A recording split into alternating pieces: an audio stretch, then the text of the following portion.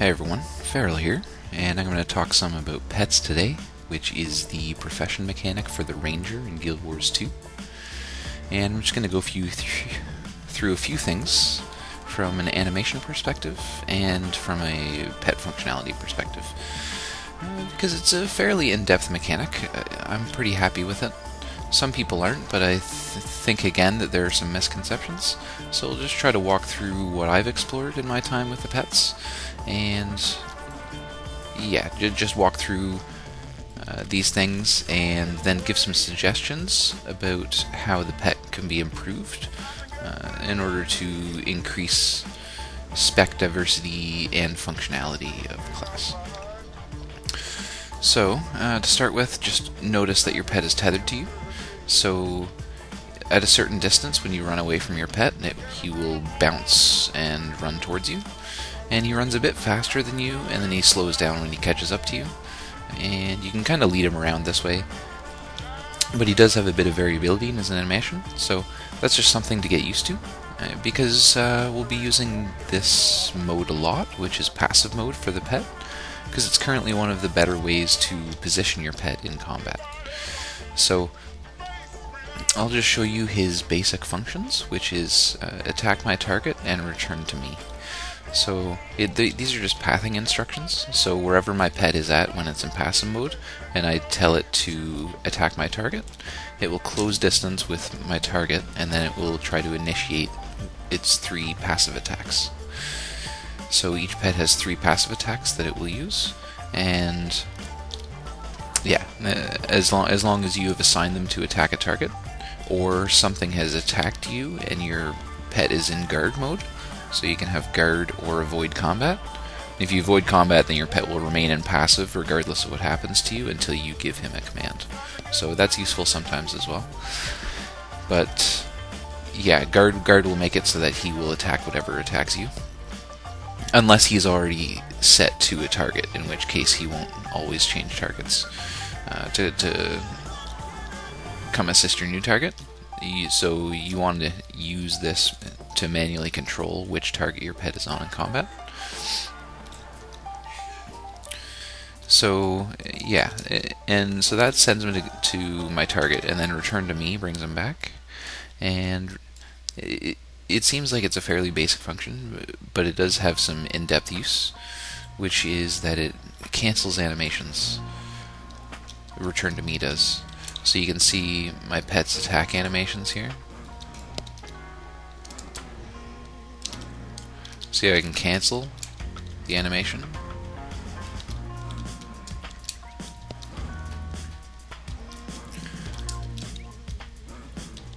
So while there aren't many instances of times where you would want to cancel your pet's attack animation in order to gain like a timing advantage, what it does show is that the ability is extremely responsive.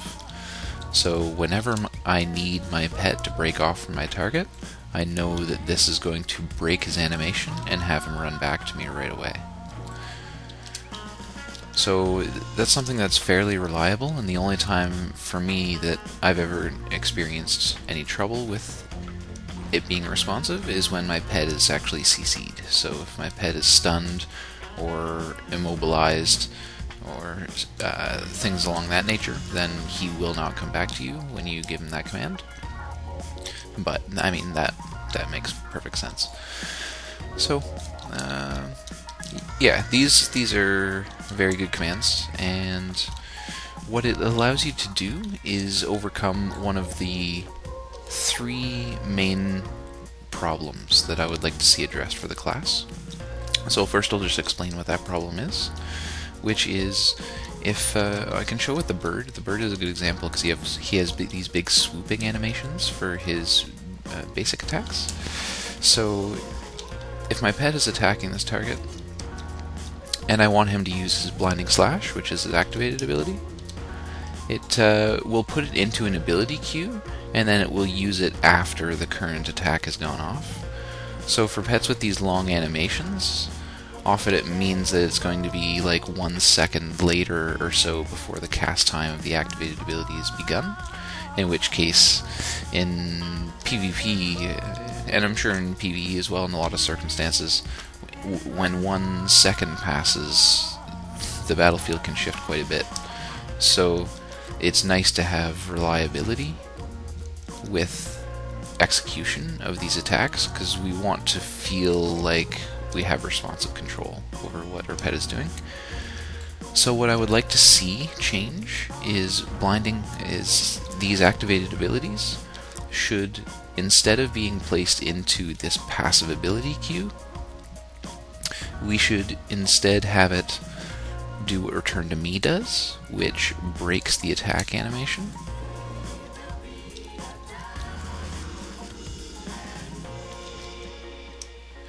And then after it breaks the attack animation, without altering its pathing, activates the activated ability.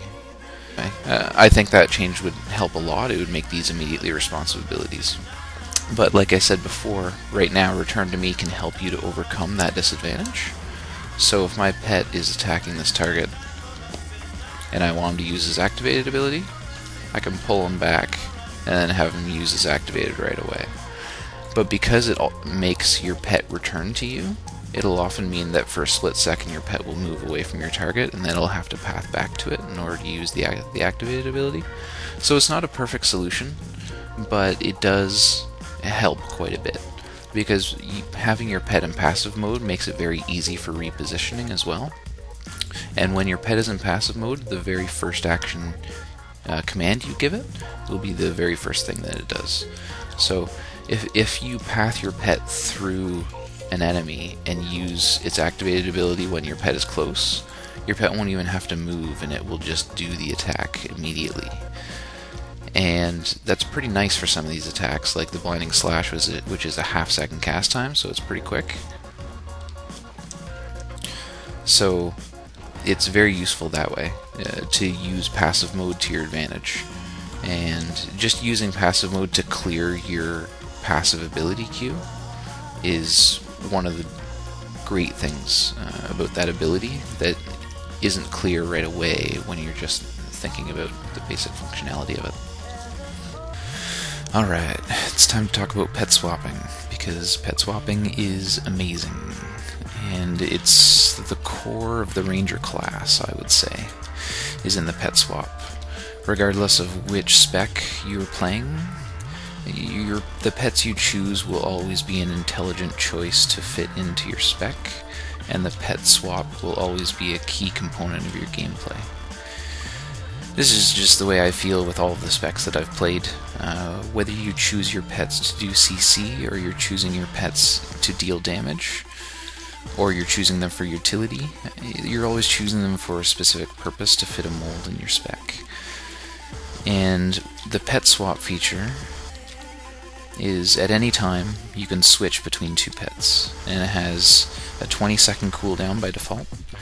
And what this does is it gives you access to 2 sets of hotbar abilities, the exact same as you do with your weapon swaps.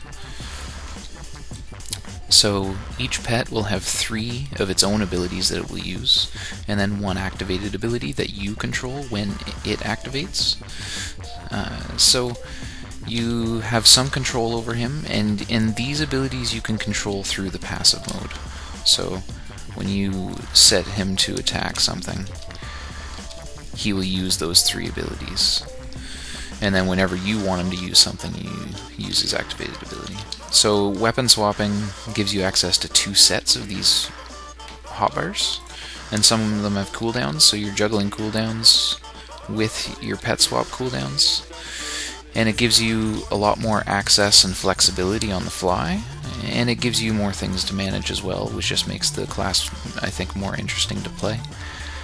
And because combined with controlling the movement of your pet, as well as which pets you're using at which moment and what the situation is, it's it opens the class up a lot the more that you explore this mechanic. So if I have my pet just attacking something else, and I want him to return to my location, like I can just sick him on something, and then when his damage is getting low, before he dies, I can just swap my pet back to my location, and then he comes in with full health and a condition wipe and everything. So you can leave your pet in dangerous situations for longer because of this mechanic. So you can overextend your pet much more so than you can yourself. And because your pet has a health bar that you can replenish every 20 seconds, it's something that you can use to your advantage. So you can get damage out of your pet in dangerous situations, and he can soak fairly well. People say they die quickly, but if you work properly with your pet, then they can survive for a very long time, because all of our heals heal both us and our pet. So you don't want to just think about yourself when you use your heals, you want to think about your pet as well.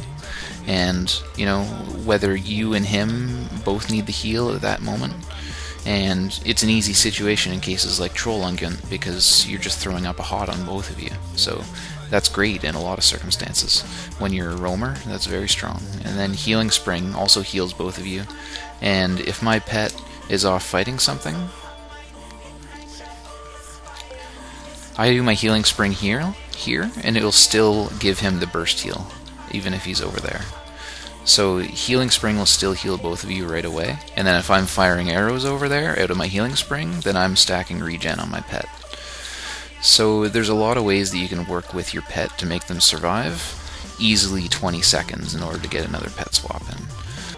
And the last thing about pet swaps that I'd like to talk about is the trait that every responsible ranger takes, which is Zephyr's Speed. You and your pet gain 2 seconds of quickness when you swap pets. So it's really, really strong. Every time you swap pets, both you and him are faster. You and the new pet get quickness. So in the instance of, say I have my bird out and I'm on a target, I can pet swap and my jaguar is attacking twice as fast as well, and your target just disappears. So it's quite a good mechanic. It's very strong, and as well, in the case of PvP, definitely stomps are 4-second cast times, so a 2-second quickness will give you 50% off that for a perfect stomp, and you get that every 20 seconds.